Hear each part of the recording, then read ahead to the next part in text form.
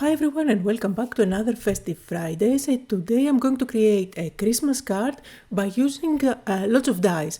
And for today I decided to play with the dies, but this time with pattern paper. I usually die cut everything out of white cardstock and color it in with my ink pads, or I just use colored cardstock. So for today I decided to use this adorable die set by Spellbinders and combine it with one of my favorite Christmas collections.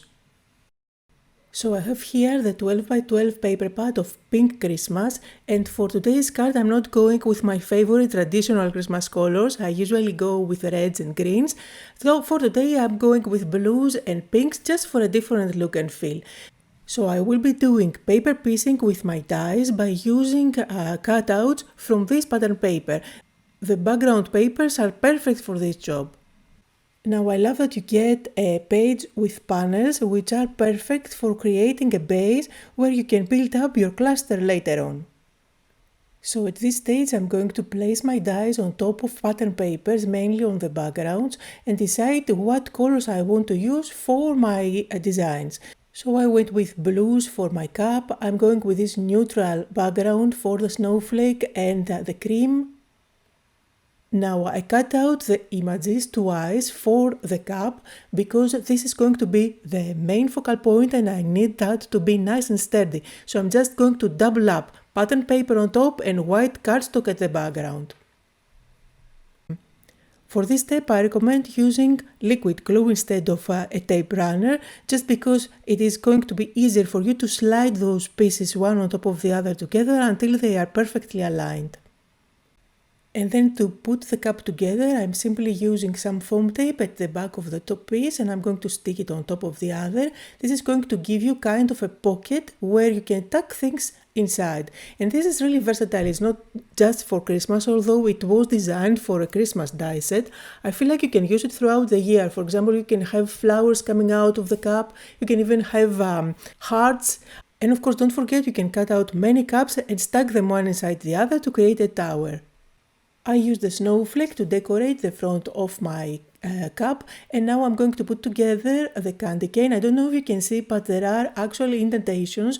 They are marked when you die cut the base of the candy cane so that you know exactly where you're supposed to stick all the little pieces. Now, depending on the style that you are going for with this die set, you can either choose to ink up the edges of all the die cuts, as I'm doing here, just because I'm going for a more vintage look and feel, or you can leave the cutouts of the pattern papers as they are for a more clean and simple look. Of course, it depends on the designs of the pattern paper that you decide to use. I'm using a tiny piece of foam tape at the back of my cream and I'm going to place it inside the cup, and this is going to stand nicely there. I absolutely love how you get that dimension. And I also added the two candy canes inside the cup. You will see them in a bit. Now I'm working on a couple of panels that they are slightly smaller than my standard card. I'm inking up the edges and I'm also roughing up the edges with my scissors. And I'm going to stick one on top of the other on an angle. This way I will have a little pop of blue from underneath. Now both those panels are cut out from the 12 by 12 paper pad. Now for this card I had the idea to use a craft colored cardstock as my card base, as you can see, which I inked up the edges with.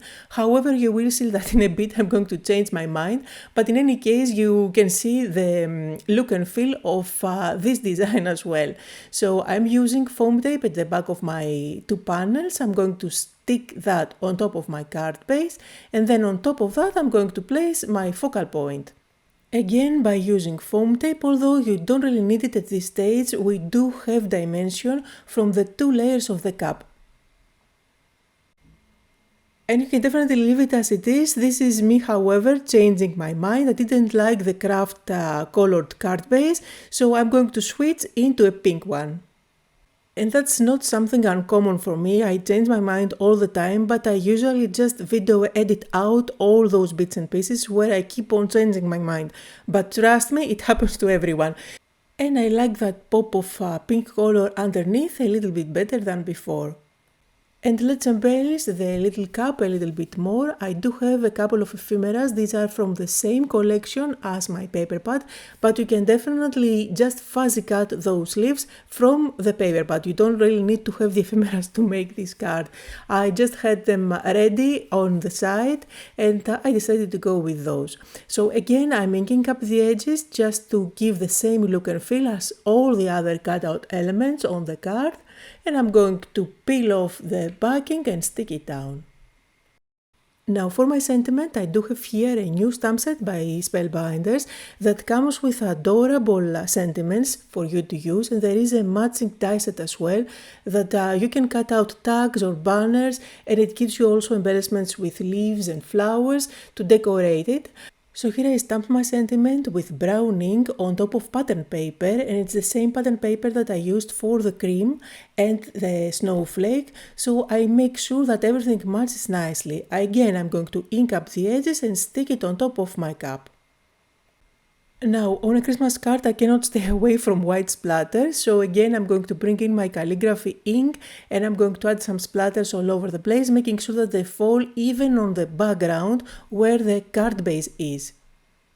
And as a finishing touch, let's add some dimensional white details around the snowflake, on the berries, and I'm also going to add a few dots just scattered around. And I'm going to call this card done. I absolutely love combining my dies with pattern papers. It opens up so many more possibilities for your die sets. So I hope that you had fun today and that you got inspired. Links to everything I used can be found down below the description. Thank you all for watching and I'll see you all next time.